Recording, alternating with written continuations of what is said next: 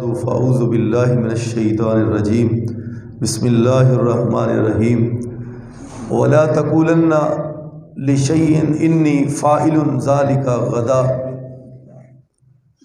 سورہ الکاف آیت نمبر 23۔ اللہ تعالیٰ نے جب ان لوگوں نے سوالات کیے مکہ والوں نے کہ یہ بتاؤ بذریعہ یہود کہ یہ بتائیں روح کیا چیز ہے، اور اصحاب کہف اور ذوالقرنین، تو رسول اللہ صلی اللہ علیہ وسلم نے فرمایا کل تو اصل میں تمام نبیوں کی رہنمائی کرنے والا رب ہے۔ نبی کے پیچھے کون ہے؟ رب۔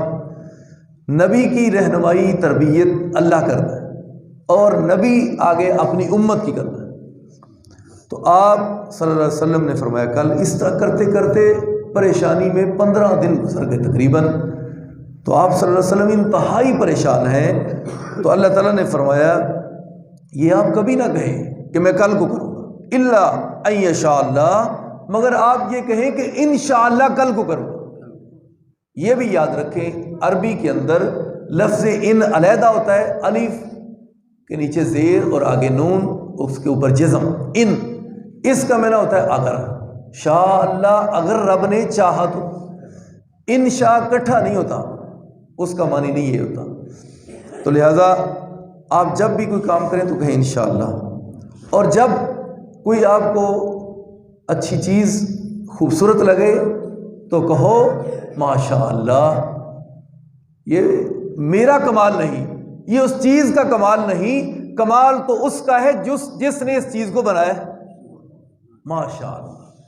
اور اسی طرح کوئی چیز تمہاری عقل سے ماورا ہو کہ عقل تو کام نہیں کرتی، آپ کہیں کہ یہ اتنی اچھی چیز خوبصورت اور ہو کیسے گئی، بن کیسے گئی اتنے کم عرصے میں، تو کہو سبحان اللہ، مجھے نہیں پتا، میرا رب پاک ہے، وہ کر سکتا ہے۔ اس لیے آپ اپنے گھر میں جائیں تو آپ کو گھر کے اندر کوئی خوشی محسوس ہو تو آپ کہیں ماشاء اللہ۔ یہ خوشی دینا، خوشی برتانا، خوشی کا لانا یہ میرے بس کی بات نہیں، یہ عرش والے رب نے خوشی لائی، اس نے ہم کو خوش کیا۔ وہ رب، وہ کیسا رب ہے جو پریشانیوں میں خوشی، خوشیوں میں غمی، وہ اللہ ہے۔ کبھی دن کو رات میں داخل کرتا ہے، کبھی رات کو دن میں داخل کرتا ہے، کبھی سورج آ رہا ہے کبھی جا رہا ہے، کبھی موسم سرما کبھی گرما، کبھی سورج طلوع ہو رہا ہے کبھی غروب ہو رہا ہے۔ یہ سارے اختیارات اور یہ سارے کمالات کس کے ہیں؟ اللہ کے۔ تو اس لیے الحمدللہ اللہ کا شکریہ ادا کرنا چاہیے۔ شکریہ کے بہترین کلمات الحمدللہ، اور حدیث طیبہ میں رسول اللہ صلی اللہ علیہ وسلم نے ارشاد فرمایا جو بندہ خوشی سے پڑھتا ہے الحمدللہ، دل کی تہ سے نکلتی ہے تو اللہ ثواب کیا دیتا ہے؟ زمین سے آسمان تک سارا خلا نیکیوں سے پر کر الحمدللہ۔ اس طرح سبحان اللہ، اللہ تو پاک ہے، اللہ تو پاک ہے، جو میری سوچ کام نہ کرے وہ تو کر سکتا ہے۔ لفظ سبحان ہمیشہ ادھر آتا ہے۔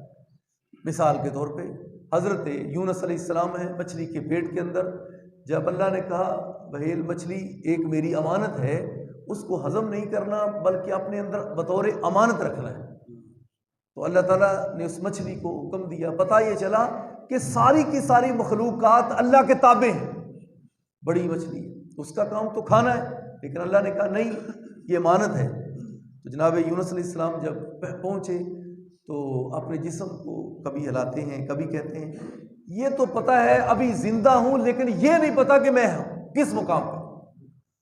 تو مچھلی کے پیٹ کے اندر اللہ تعالیٰ کے نبی یونس علیہ السلام، تو وہاں اللہ تعالیٰ کے نبی رب کی توحید کے کلمات، لا الہ الا انت سبحانک انی کنت من الظالمین، لا الہ، کوئی بھی معبود نہیں، کوئی بھی مجھے یہاں سے نکالنے والا نہیں۔ مچھلی کے پیٹ کے بند قید کمرہ، اور پھر پانی کی تہ، وہ اس کے بعد پھر بادلوں کا، پھر کہاں عرش کی بلندیاں، کہاں اللہ کا عرش، کہاں رب۔ جب یہ کلمات پڑھے تو عرش کے ارد گرد ان کلمات نے گھومنا شروع کر دیا، لا الہ الا انت سبحانک انی کنت من الظالمین، باریک سی لطیف سی آواز آ رہی ہے۔ تو فرشتے کہتے ہیں اللہ کس کی آواز ہے؟ بڑی باریک سی لطیف سی نحیف سی، کہاں سے آ رہی ہے؟ تو کہا یہ میرے نبی یونس ہیں، اس وقت مچھلی کے پیٹ کے اندر ہیں، وہاں سے کہہ رہے ہیں لا الہ الا انت، اللہ تیرے سوا مجھ کو کوئی بھی یہاں سے نکالنے والا نہیں۔ کنے کو مسئلے حل کر قرآن کر رہے ہیں، کنے مسئلے حل کر رہے ہیں۔ پتہ لگا کہ مشکل وچ بندہ پھسیا ہوئے، کسی اوکھی گھڑی دے وچ تے اوتھے کینوں پکارنا ہے؟ اللہ تعالیٰ کے نبی ہم کو بتا رہے ہیں کہ بھئی میں نبی ہوں، مشکل میں ہوں، پریشانی میں، مجھے پتہ نہیں میں اس وقت کہاں ہوں، لیکن لا الہ الا انت اس مشکل سے وہی نکالنے والا ہے جو لا الہ الا انت ہے، یعنی اس کے علاوہ کوئی بھی نکال نہیں سکتا، وہ انت۔ کیونکہ وہ کیوں نکال سکتا ہے بھائی؟ سبحانک، وہ پاک ہے، کمزوری سے پاک، پریشانی سے، بیوی بچے سے، کسی کے مشورے سے، ہر عیب سے، نقص سے، اونگ نیند سے، وہ پاک ہے، وہ نکال سکتا ہے۔ تو اس لیے یہ کلمات کہنے ضروری ہیں۔ تو اللہ تعالیٰ نے پھر 40 دن کے بعد نکال دیا، کہا اگر میرا نبی مجھ کو نہ پکارتا تو 10 دن کی، 20 دن کی، مہینے کی، 40 دن کی بات نہیں، 40 سال کی بات نہیں، قیامت تک اس میں ہی رہتے، مچھلی کے پیٹ کے اندر رہتے قیامت تک۔ لَلَبِثَ إِلَىٰ يَوْمِ يُبْعَثُونَ، قرآن نے کہا قیامت تک وہاں ہی رہتے۔ اللہ تعالیٰ نے فرمایا وَاذْكُرْ رَبَّكَ إِذَا نَسِيتَ، اپنے رب کو یاد کر لیا کرو جب تمہیں کوئی بھول لگ جائے۔ وَقُلْ، اسی لیے کھانا کھانے سے پہلے پڑھنا بسم اللہ۔ اگر آپ کو بسم اللہ کہنا یاد نہیں رہا تو کہنا ہے بسم اللہ وعلی برکات اللہ، یہ پڑھنا ہے بسم اللہ اولہ و آخرہ، یہ بھی پڑھنا ہے۔ وَاذْكُرْ رَبَّكَ إِذَا نَسِيتَ وَقُلْ عَسَىٰ أَن يَهْدِيَنِي رَبِّي لِأَقْرَبَ مِنْ هَٰذَا رَشَدًا، امید ہے مجھے اس بات کی کہ مجھے اللہ اس سے زیادہ ہدایت کا اچھا راستہ یا کوئی نکلنے کا راستہ اللہ مجھے دے دے گا۔ وَلَبِثُوا فِي كَهْفِهِمْ ثَلَاثَمِائَةَ سِنِينَ وَازْدَادَ تِسْعًا، اللہ تعالیٰ نے فرمایا کہ وہ اصحاب کہف اپنی غار کے اندر 309 سال ٹھہرے۔ قُلِ اللَّهُ أَعْلَمُ بِمَا لَبِثُوا، لوگ بحث کریں گے، کچھ انکار کریں گے، نہیں وہ تو اتنا دیر نہیں ٹھہرے، یہودی عیسائی انکار کر سکتے ہیں یا کوئی اور۔ تو اللہ تعالیٰ نے فرمایا ان کو پھر یہ کہہ دو قُلِ اللَّهُ أَعْلَمُ بِمَا لَبِثُوا، اس بحث کو ہی چھوڑ دو، اللہ کو زیادہ علم ہے کہ وہ کتنی دیر ٹھہرے۔ اللہ تعالیٰ کیوں بھائی؟ لہو غیب السماوات والارض، غیب زمین کا اور آسمان کا کون جانتا ہے؟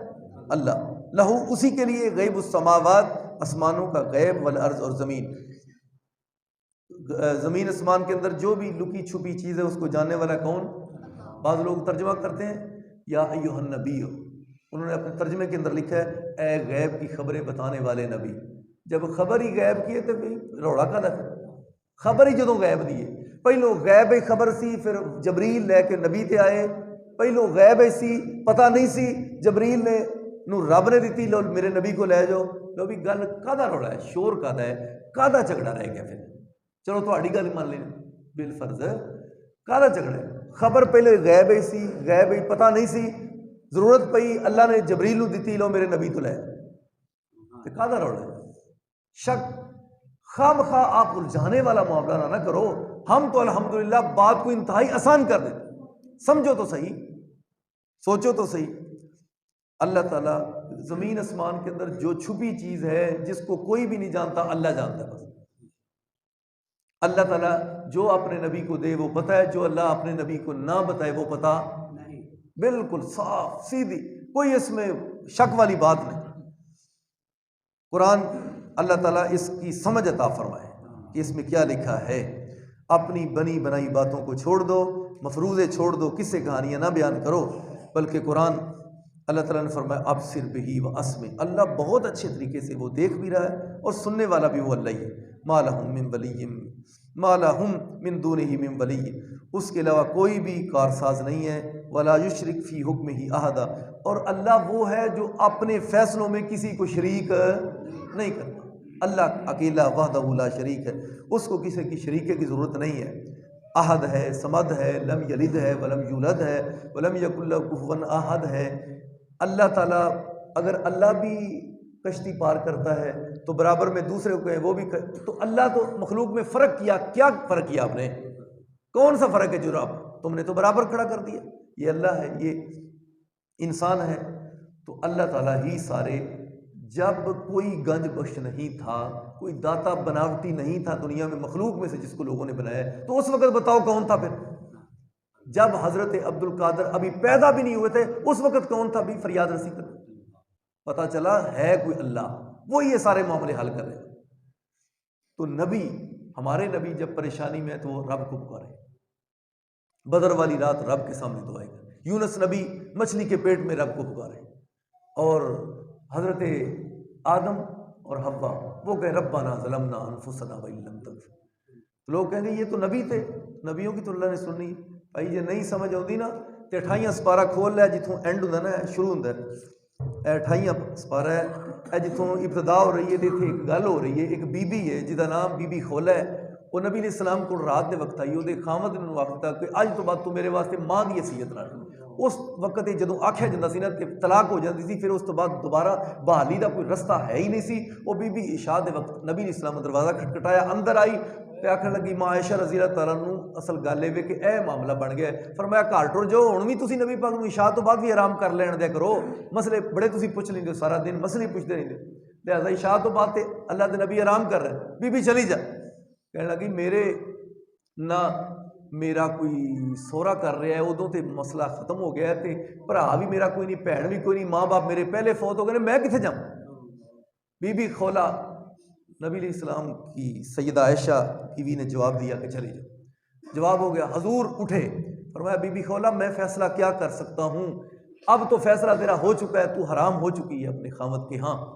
تو وہ بی بی دل سے ایسی چیخوں پکار کی، روئی، پریشان ہوئی، کہا اللہ میرا تو اب کوئی بھی نہیں، نہ ادھر کی رہی نہ ادھر کی رہی، بھائی بہن ماں باپ سب چلے گئے دنیا میں، اب میرا بتاؤ تو میں جاؤں تو جاؤں کس طرح؟